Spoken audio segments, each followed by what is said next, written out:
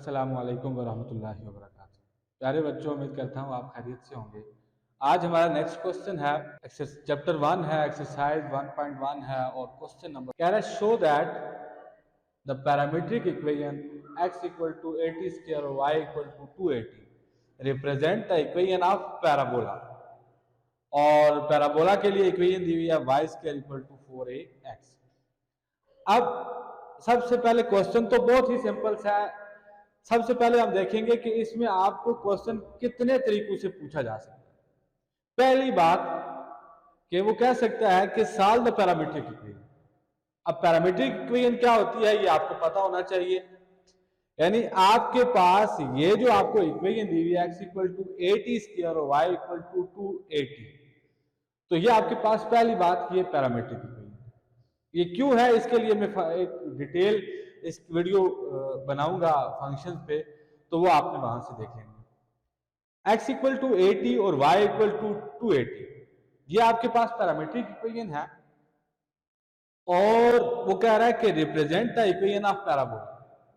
तो पहली बात दो तरीकों से आपको यहां से पूछा जा सकता है कि x इक्वल टू 80 स्क्वायर और y इक्वल टू 280।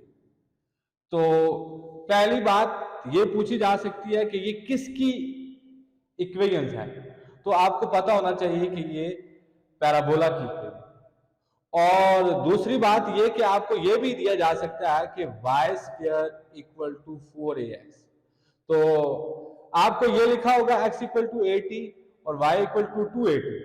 तो आगे लिखा होगा कि एमसीक्यूज के अंदर कि पहला लिखा होगा पैराबोला, दूसरा लिखा होगा इलिप्स, तीसरा लिखा होगा हाइपरबोला और चौथा लिखा होगा नॉन ऑफ दीज। तो आपको पता होना चाहिए कि ये किसकी इक्वेशन है, पैराबोलिक। और फिर ये भी दिया जा सकता है कि y square equal to 4ax।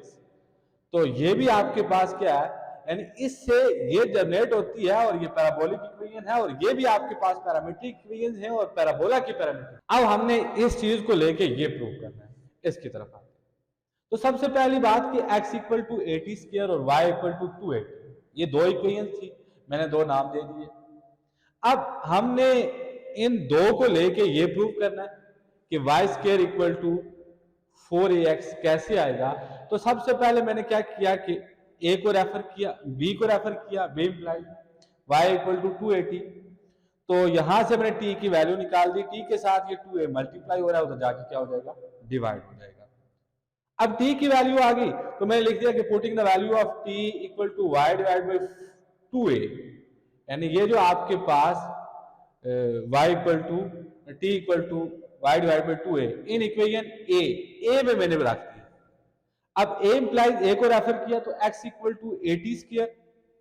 तो यहां पे t की जगह मैंने कंप्लीट t की वैल्यू रख दी। तो t की जब वैल्यू रखी तो ये क्या आ गया कि y स्क्वायर डिवाइड बाई 2 है। तो अब स्क्वायर ओपन करें तो क्या आ जाएगा, y स्क्वायर डिवाइड बाई 2 का स्क्वायर 4 और a का स्क्वायर। अब एक a इसके साथ कैंसिल हो जाएगा तो आपके पास क्या बचेगा कि x equal to Y square divide by 4a। यानी एक a कैंसिल हो गया, एक बच गया। अब ये इधर डिवाइड हो रहा है, इधर आके क्या हो जाएगा, मल्टीप्लाई हो जाएगा। तो y square equal to 4ax ये आपके पास रिक्वायर्ड इक्वेशन ऑफ पैराबोला है।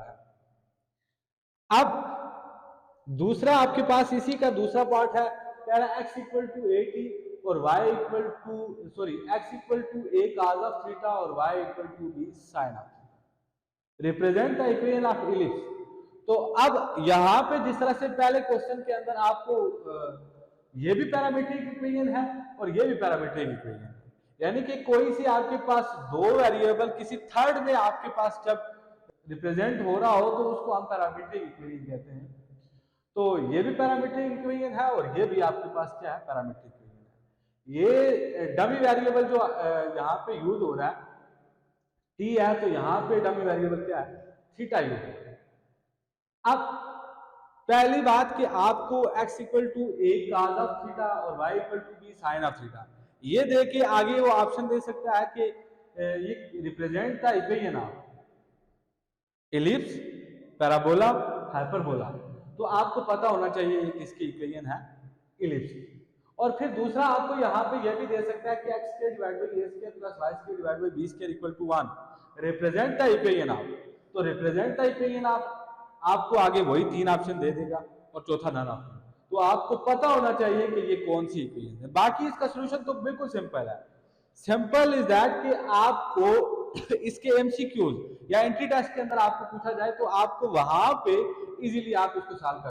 तो अब हम इसके सॉल्यूशन की तरफ मूव करते हैं। x equal to a cos of theta और y equal to b sin of theta. अब यहां पे देखें तो इसकी कंडीशन क्या है, आपको x बाई a चाहिए। तो इधर लिखा हुआ क्या है, x equal to a cos of theta, यानी x बाई a की फॉर्म, ये शक्ल आपने बनानी है। तो इस शक्ल के लिए मैं सबसे पहले क्या किया, a को रेफर किया। अब x बाई a बनाना था, x equal to a cos of theta, इधर a मल्टीप्लाई हो रहा है, इधर आके डिवाइड हो जाएगा, x by a cos of theta, और इसको मैंने ए स्टेरिक का नाम दे दिया। दूसरी बात, दूसरी को रेफर किया b इंप्लाइज, तो y equal to B sine of theta. दूसरा क्या चाहिए था, y square divide by b। तो मैंने क्या किया कि इधर ये b मल्टीप्लाई हो रहा था, इधर आकर डिवाइड हो गया, यानी y divide by b sine of theta. इसको मैंने b स्टेरिक का नाम दे दिया। अब क्योंकि आपको x square by a square चाहिए था, तो मैंने क्या किया कि इस पे स्क्वायर ले लिया, taking square on both side of equation A. मैंने ई क्या लिखा हुआ, ये आपने गौर से देख लेना। तो क्या किया, दोनों तरफ स्क्वायर ले लें, तो X square divide by A square whole square ले, तो मैंने डायरेक्ट लिखा हुआ है, और cos स्क्वायर थीटा। फिर दूसरी पे भी मैंने 20 तारीख पे भी मैंने स्क्वायर ले लिया, तो ये क्या आ जाएगा, X square divide by B square equal to sine square theta. अब इसको मैंने ए डबल स्टेरिक का नाम दे दिया, इसको बी डबल स्टेरिक का नाम दे दिया। आगे लिख दिया कि adding equation A double asterisk and B double asterisk. तो लेफ्ट को लेफ्ट में ऐड करेंगे, राइट को राइट में ऐड करेंगे। तो ये देखिए X square divide by A square plus Y square divide by B square equal to cos square theta plus sine square theta. तो सिंस आपको पता है कि sine square theta plus cos square theta किसके इक्वल होता है, 1 के equal, तो इसकी जगह मैंने 1 लिख दिया, और ये वाला आपके पास जो रिजल्ट है यही आपको प्रूव करना था। आखिरी बात है जी, आखिरी पोर्शन है इसका, x equal to a secant theta और y equal to b tan theta. Again मैं वही आपको कहूंगा कि यहाँ पे आपको इसमें डिफरेंशिएट करना आना चाहिए कि पैराबोला की कौन सी इक्वेशन है, हाइपरबोला की कौन सी इक्वेशन है, इलिप्स की कौन सी इक्वेशन है। तो ये आपको sine theta cos theta x equal to 80, y equal to 280 और x equal to a second theta, y equal to b tan theta, ये आपको इसका पता होना चाहिए कि ये किस इक्वेशंस की के लिए पैरामीट्रिक इक्वेशंस है। तो x equal to a second theta, y equal to b tan theta, ये आपके पास हाइपरबोला की इक्वेशन है, ये दे दी जाए या कि ये दे दी जाए, आपको पता होना चाहिए कि ये किसकी इक्वेशन है।